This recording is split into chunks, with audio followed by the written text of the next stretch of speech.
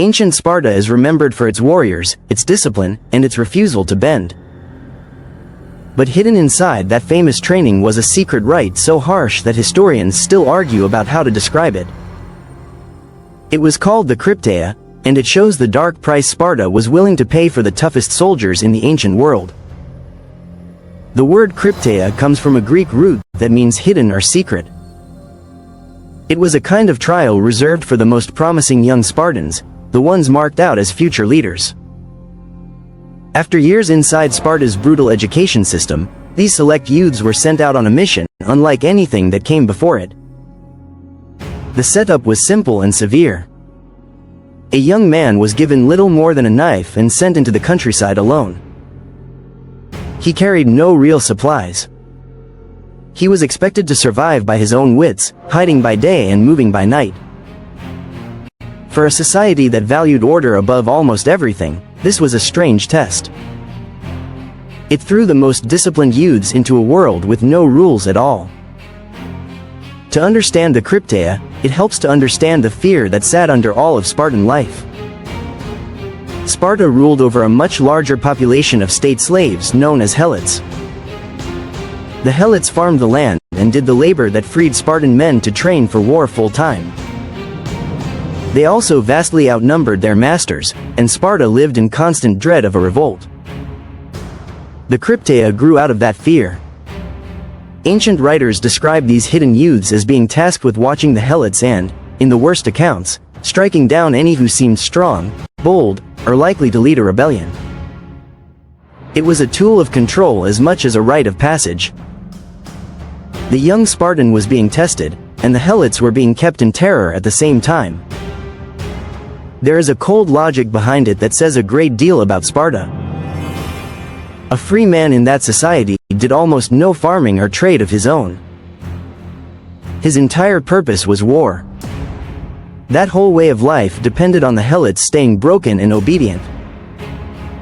The Krypteia was the hidden hand that kept the larger population afraid, so the smaller ruling class could keep training for battle without ever looking over its shoulder.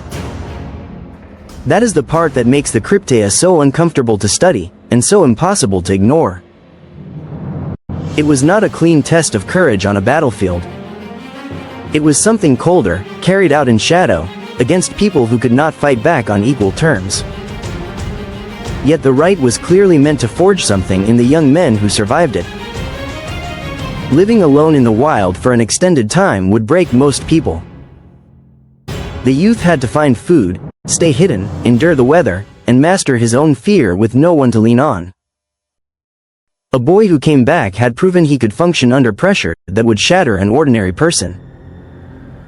The Krypteia fit into a wider system that historians call the Agoge, the state-run upbringing that shaped every Spartan male from childhood. Boys were taken from their homes young. They were trained to endure hunger, cold, and pain. They were even encouraged to steal food to survive, then punished if they were caught, not for the theft itself but for being careless enough to get caught. Everything in that childhood was designed to strip away softness. Boys slept on rough beds they made from reeds they tore by hand. They went without shoes to harden their feet. They were taught to speak in few words and to bear punishment without complaint. By the time a youth was old enough for the Krypteia, he had already spent years being shaped into someone who could act without flinching. Seen against that background, the hidden rite looks like the final and darkest stage of the same machine. The entire path of a Spartan boy pointed toward toughness, obedience, and total control of his own fear. The Krypteia took those traits and pushed them to a frightening extreme, out in the wild where no one was watching. Scholars still disagree about exactly how the Krypteia worked, because the sources are old and incomplete. Some ancient writers treated it mainly as a survival ordeal that tested a young man's nerve. Others described its grimmer role in keeping the Helots crushed. The truth was probably a blend of both, changing across the centuries that Sparta existed. What no one disputes is what the rite reveals about Spartan values. This was a society that placed the strength of the state above the life of the individual, and above mercy itself. The Krypteia was the sharp edge of that idea. It produced fearless men, but it did so by asking them to do things that later ages would find hard to defend. Imagine a teenage boy stepping out of the only home he has known, handed a blade and pointed toward the wilderness. For weeks he is utterly alone. Every shadow could mean danger. Every meal has to be hunted or stolen. Sleep comes in snatches. The boy who walks back into the city is not the same person who left it. Something in him has been hardened past the point of return. That transformation was exactly the goal. Sparta did not want soldiers who hoped to be brave. It wanted men who had already faced the worst version of themselves in the dark and come out still standing. The Krypteia was how the city manufactured that certainty, no matter the moral cost. Part of what keeps historians circling back to the Krypteia is how little hard evidence survives. Sparta left almost no written records of its own. Much of what is known comes from outsiders writing long after the fact, some of whom admired the Spartans and some of whom feared them.